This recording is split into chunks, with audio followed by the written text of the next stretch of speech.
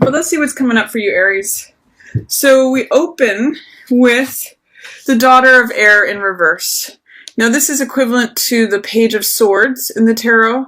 And the Daughter of Air, it's funny, the message I'm getting from this card is watch your words as April opens up, because the Page of Swords has to do with, first of all, swords represent thoughts, ideas, beliefs, communication, all that. So the page is usually the youngest of the court cards and represents inexperience in that field, or something that is still a child, something that's still learning, someone that is learning to wield that weapon. And so often, Page of Swords can be sort of like a child blurting something out. It can be refreshing in terms of how honest it is, and Page of Swords usually declares what's true for them. But when we see it in the reverse position, it's the lower expression of that card. And so it can mean being blunt or being cutting without realizing it, or without seeing the consequence of your action. So I'm just seeing the opening with Page of Swords in reverse. As April opens, be careful with your words. Or it's sort of also saying, like, don't run with scissors. Like, just take an extra second to think of the repercussions of what you say or do. That's what I'm getting from Page of Swords in reverse. Then we go into Star, Son of Fire, and Medicine Man. Interestingly, two major arcana that is surrounding you, Aries. I'm really reading you here as Son of Fire, whether you're male or female. This really just has to do with the Knight of Wands, or the Knight of Fire, who is someone who's willing to experiment with fire energy, someone who's willing to be courageous. On the high side, Knight of Wands is someone who is daring and bold and courageous and just goes for it and doesn't really think twice. He's fast-moving energy. He's just like all action. But on the low side, he can be like cocky, or, too risk-taking, or he can be overly foolish because he's just like, let's just burn it all down right now. Like, let's just go. He can be a little aggressive, or jump to conclusions and jump to arguments. So this is kind of saying cool it off, be a wise person. This is magician energy, which is creating what you want, having a single focus, not being spread out in multiple directions. Like, this is the kind of guy who runs after like seven people, or seven different. Say if he's hunting, he's got a bow in his hands here. So say if he's running after 7 of these game animals, the wisdom of magician says just pick one and go after that. Go after one goal.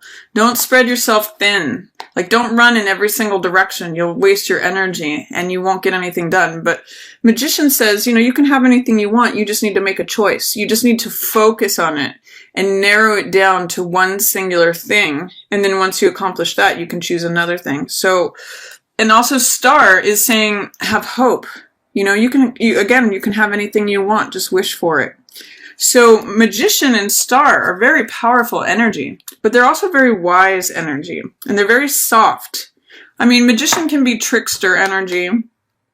He usually represents Gemini or Virgo because he's ruled by Mercury.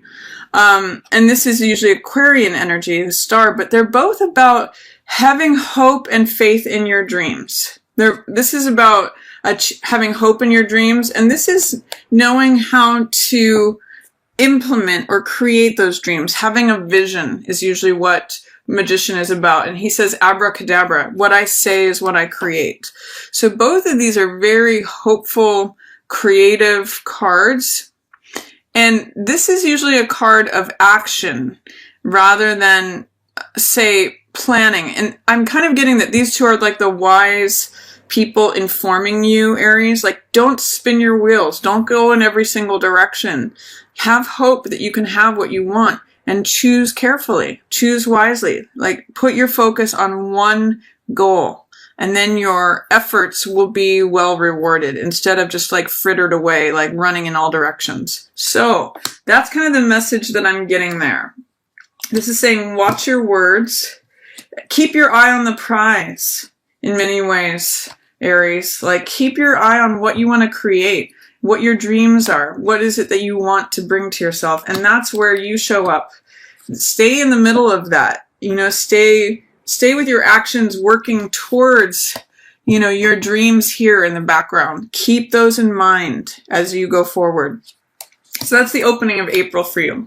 And for some of you, this is going to be around your birthday. But this whole month is an Aries birthday month.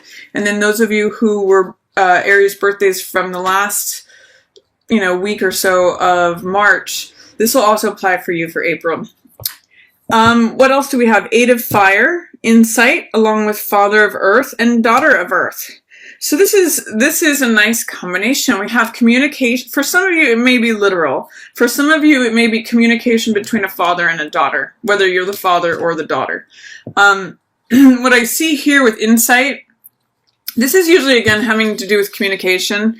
And what I'm seeing here is that as the moon gets into Aries and as the Mercury comes out of retrograde in the middle of the month, communication will start to flow again. We'll start to get information. We'll start to get insight about where we want to go forward, because King of Earth and Page of Earth, they're very good planners. They're very logical, very practical. For some of you, it may be going into business with a parent or a child. For some of you, it may be spending time with loved ones from your family or communicating with loved ones. I'm even getting, for some of you, it's communication with loved ones who have passed on. That's very possible. Or maybe a reuniting of communication that now exists that did not exist before between, say, a father and a daughter. So it's a wonderful time, Aries, to communicate and to plan about where you want to go next. It's a wonderful time to be practical. That's what the earth element represents. Practical about what the next steps are. And I'm going to say it may be a slow moving energy, Aries. Even though it's now going forward instead of being held back, I see the wheel in reverse here. And when the wheel is in reverse, the wheel represents time and chance and luck. It's the small medicine wheel here. And wheel represents timing. So still saying that something is maybe not the right timing, or that you don't want to force something to go faster, or that you may not want to delay something, that you just need to allow it to unfold at its own natural pace. So when I see wheel in reverse, it makes me say, what are you trying to ask the world to do differently when it just wants to unfold at its own natural course? Are you trying to speed it up, or are you trying to slow it down? This is saying remove any doubts, fears, or resistance you have to letting things just unfold naturally as they should. Even release your ideas of how you think things should go is also what wheel in reverse says. Because, you know, the universe has its own order. It kind of knows, especially if you're dealing with a family member here. If there's new communication between family members, don't have expectations of how it has to go. Let go of those. That's what the freedom of this eagle is on here. It's just like letting go, letting the divine guide it, especially in terms of timing and pace. Let the pace unfold naturally, because you will be going through a transformation at the end of April. A transformation that you may be resisting. This is the Death card in most decks, and it means letting go of something. There may be something that you need to let go of that you're having a hard time letting go of. But whenever I see that card, I always use this Buddhist phrase that says, let go or be dragged. There may be a transformation that you're resisting, but with transformation and the Tower card, this is called chaos here.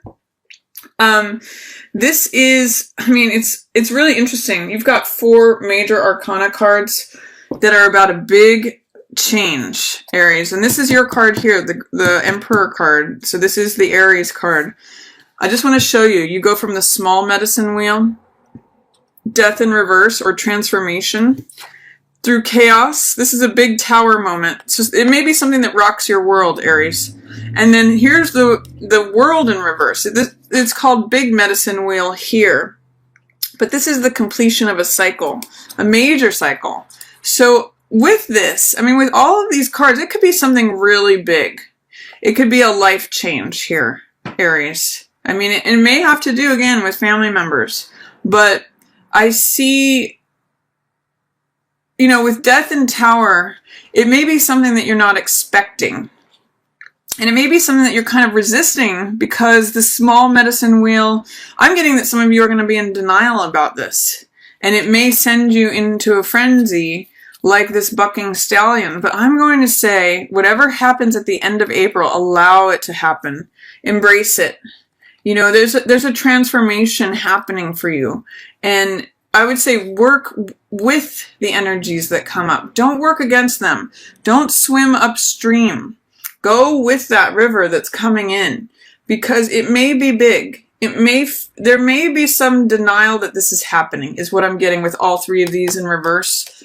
And I'm going to say, look it straight in the eye. If there's a storm raging, or if you're going through a rebirth, again with that new moon in Aries, it might be a new you this month, Aries. For some of you, it's going to be very transformational, and you won't be able to be the same person that you were once you go through this. So there's kind of there's something big happening for you. I mean, it's a new you emerging at the end of April. And here you are, you come out of it being in your own full authority. You end up being the one in charge. This is Emperor. They call it Grandfather here, but this is your card, Aries. And it's sort of just like being large and in charge. Emperor is the number 4 card. It represents stability, authority, rules, regulations, empire. It means you are the one who makes the rules. So I'm going to say that this is almost like passing through a fire, Aries. And, you know, even with the snake here in this world card, I'm really getting like shedding an old skin, becoming a new you. And you're being supported in all directions from this. But it's almost like there's some sort of initiation going on here. And then you come out as the head chief. So interesting stuff. Really powerful here towards the end of the month. But stick with what your guides are telling you in terms of hope and what you would like to create, who you would like to become. And you go from this son of fire, you know, the young knight of fire, to this emperor. This is really the storyline of this month, is you go from being the person who is willing to experiment with the fire energy to someone who has it mastered. Someone who, you know, the buffalo walks by his side and he makes the rules. He has the wisdom for the rest of the tribe because he has gone through all this. So again, male or female, these cards are representing you, Aries. And I see you may even be relying upon someone in the middle of the month who has wisdom for where you want to go. You may have to talk to someone about what practical steps to take who has already done something like this before, because you have a major, what I'll call spirit quest, or you know, it's called the Vision Quest deck. So you have a major vision quest towards the end of the month that really helps you develop into this emperor, the person you are, Aries.